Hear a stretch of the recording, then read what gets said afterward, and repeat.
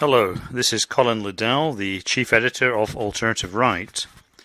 This is designed to be a short 5 to 10 minute long podcast updating our readers and listeners on matters relating to the site and commenting briefly on events of the day. Today is March the 15th, 2017. Now, regarding the site, or I should say sites, because there's now two of them, the regular Alternative Right site, the founding site of the alt-right, and there is Alt-Right News, which was founded on December the 26th last year, and since then there have been about 200 or so articles posted. The other day one of them kind of went viral. We had a piece on Gavin McInnes, who's normally described as alt-light and a bit of a shill for Zionism, amongst other things. Interestingly, Gavin went on a trip to Israel, and which he then proceeded to describe as a brainwashing trip paid for by the Israeli government, and he made some quite interesting comments about the misperception of the white nationalist or neo-Nazi, inverted commas, critique of the Holocaust cult, I guess you could call it.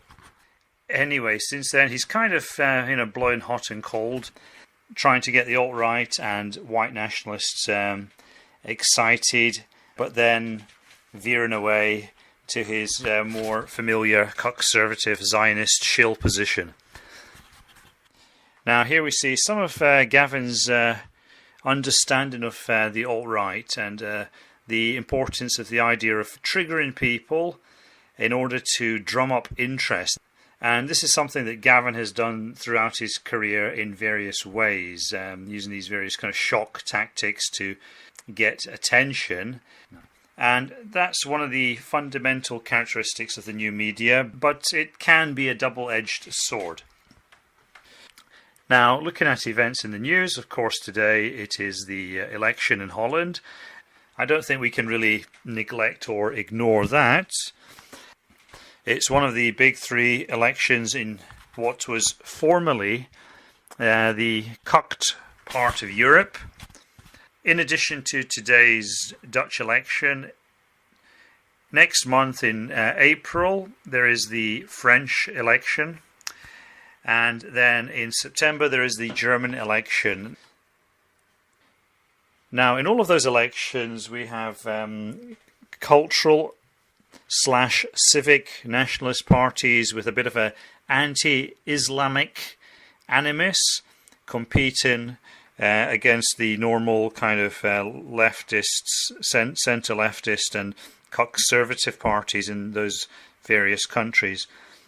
And because of the Syrian migrant crisis, which has had enormous repercussions, i.e. Brexit and so on, and even Trump to a degree, because of this migrant crisis and this existential dread that has fallen over Europe, a lot of these parties are actually doing quite well.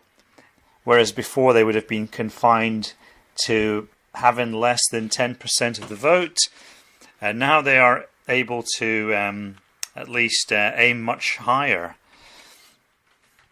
In Holland, the party we're keeping our eye on is the Freedom Party, led by Geert Wilders, this very interesting Dutch Trump-like figure. Now, Wilders, his main thing really is anti-Islamism, and the reason for that is because of the glaring contradiction that exists between Islamic values and very, very liberal Dutch values. So, in a way, you could say that the Freedom Party is a defensive form of liberalism, whereas the other main parties in the Dutch election are kind of useful idiot liberal parties. Anyway, I think that most people in the alt-right are hoping that Geert Wilders will do very well, and that this will help to build momentum for identitarian issues and consciousness, which will help the other elections going forward.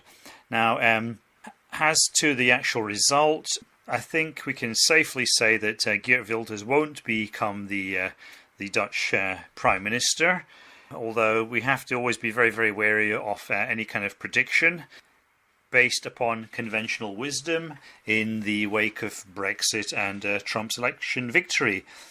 The best that Geert Wilders can probably aim for is for his party, the Freedom Party, to become the biggest party in the Dutch Parliament.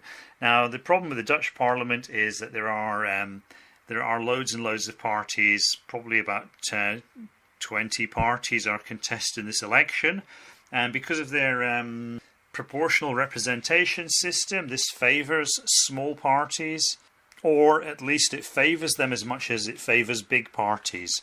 In other words, if they can get support, they can get representation. But what this means in effect is that Dutch politics is a politics of coalition government, and so this is a major problem for a party like the Freedom Party, which, despite its rather moderate, even left of centre, defensive, common sense views, is actually a pariah party, believe it or not.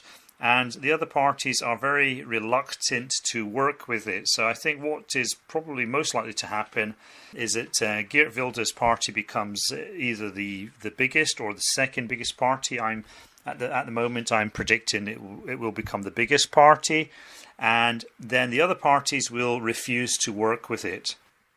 And they will then make a coalition. They will cobble together a coalition of disparate entities. In order to have a working majority, they might have to bring on board some kind of odd and unusual parties. There's even a kind of Turkish party that's been formed, and which may in fact pick up some representation.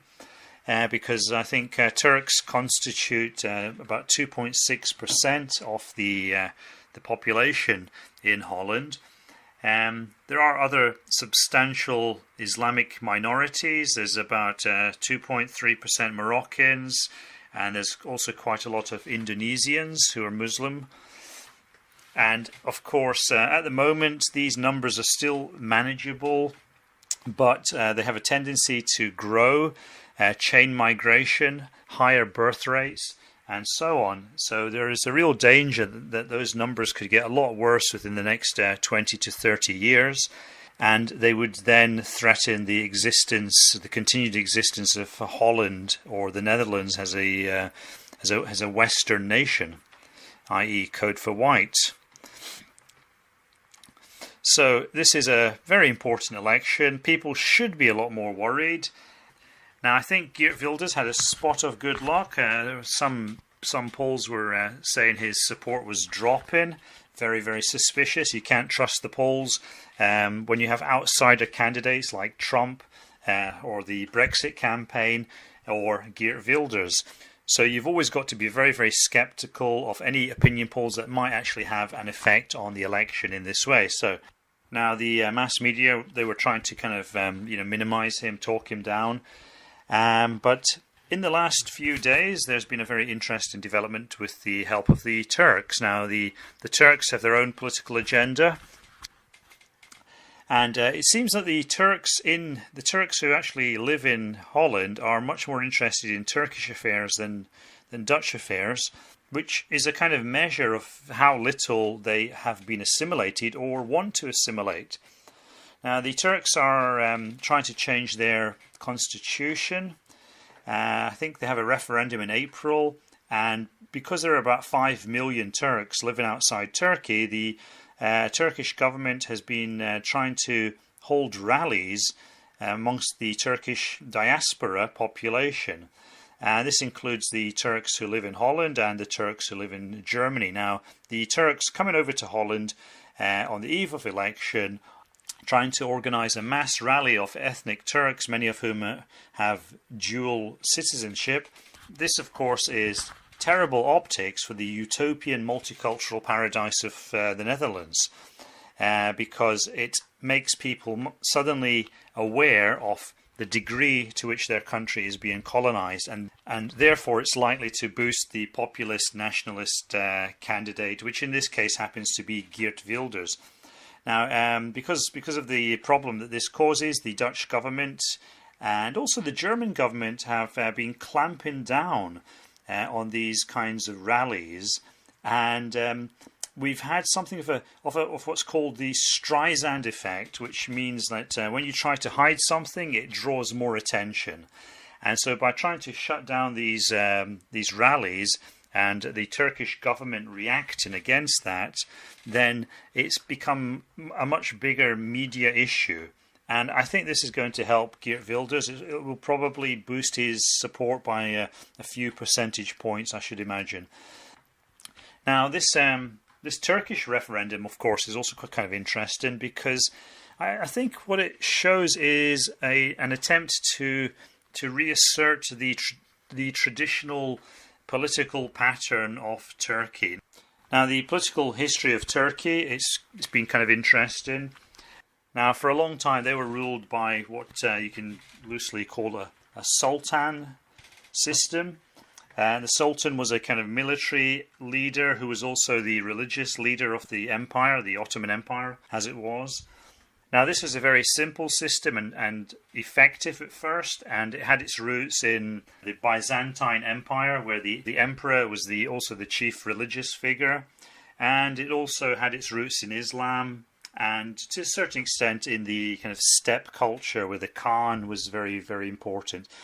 Unfortunately for the Turks, this meant that their empire, which was once the most powerful state probably in the world, became progressively weaker. And so finally, in the 20th century, they had to kind of modernize their state, and they turned to a form of what can loosely be termed fascism, called Kemalism. And then after World War II, Turkey sided with the West, and it started to kind of LARP as a Western country. And so because of the Kemalists, it had been secularized, and then it was increasingly democratized. And the Turks at that stage were looking to Europe, and they wanted to become more European, and a lot of Turks believed that the future of Turkey lay within Europe. And there was a big push to bring the Turks into the EU, which was actually very, very unpopular, because a lot of people in Europe continue to have very, very deep misgivings about the Turks and their culture and the cultural differences. So that didn't quite work out, and Erdogan came along. I think his career kind of dates from the 1990s, and he then challenged that existing order. He started to campaign for a much more culturally Islamic Turkey, and now he's campaigning for a much more kind of centralized political system founded on presidential power. And you can kind of see this as somebody who's doing a U-turn. He's hitting the reverse button, and he's seeking inspiration in Turkey's historical past.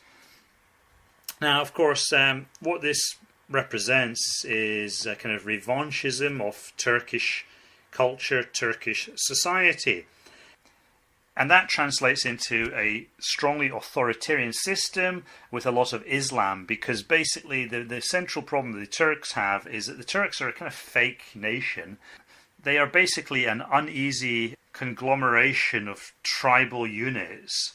And there are racial differences within Turkey, the most notably between the Kurds and the Turks. But even the Turks themselves, there are Turks who look like Aryans. Like Kemal Ataturk himself was blonde-haired and blue-eyed. And then there are Turks who look like Arabs, and there are Turks who look a bit like Central Asian. So there are a lot of racial differences within the so-called racial group of the Turks. And the only way that they can really keep that together is with a strong authoritarian sultan figure, backed up by this kind of very coercive religion called Islam. actually, that might not be a bad model for a country like Holland in 50 years' time. Now, if they don't get their act together, if they don't kind of clamp down on this mass immigration, and if they don't actually try to reverse this mass immigration, then in 50 years' time, Holland will be a very, very dysfunctional and divided state that will then need its own sultan. So it would be much better if the voters could actually realise that ahead of time, and take the moderate option, which would be to vote for a man like Wilders. Anyway, on that note, I'll end this podcast. So over and out.